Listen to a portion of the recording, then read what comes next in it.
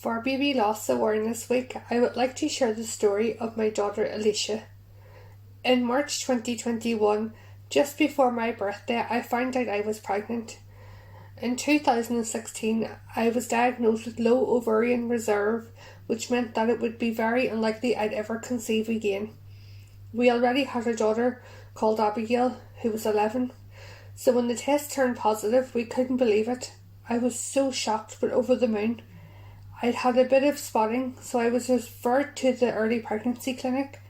They told me everything was fine and Alicia looked healthy. I had spotting throughout my pregnancy, but it was never anything to worry about. At my 20-week scan, we found out that my amniotic fluid was a wee bit low. I was sent for a scan every 2 weeks and this seemed to be improving. My spotting had finally stopped too. At 23 weeks, it was the first time I had felt relaxed during my whole pregnancy. We even made a gender reveal video for our family and friends. My daughter Abigail couldn't wait to finally be a big sister, and we couldn't wait to be parents again. At 23 weeks and 4 days, I'd been sitting at work. I stood up and all of a sudden my waters broke. I went straight to Craigavon Hospital. I was so relieved when they found a heartbeat, but I was still absolutely terrified. It was far too early for Alicia to arrive. I was taken in an ambulance to the Royal Victoria Hospital, where everything seemed to be going as well as it could be. I was so well looked after. At 24 weeks, I was having my usual checkups done, and the dread had happened. They couldn't find a heartbeat.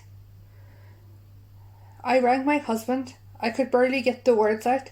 He didn't even know what I had said. He just knew that something was wrong. A few days later, on July 16, 2021, our beautiful daughter Alicia was born. We got to spend the whole day with her. It was one of the most special days of my life. Even my daughter Abigail got to meet her baby sister. We got to make loads of memories with her and take loads of pictures. It absolutely broke my heart to leave her. We later found out that she had died of an infection that wasn't showing up in my checkups. There was nothing anyone could have done. It had been a shock to everyone who was looking after us. Since then, we have held different events for Sans, just to keep wee Alicia's memory alive. We even had a wee birthday party for her this year where we had family around. I'll never stop talking about her. She is our daughter and we will always love her.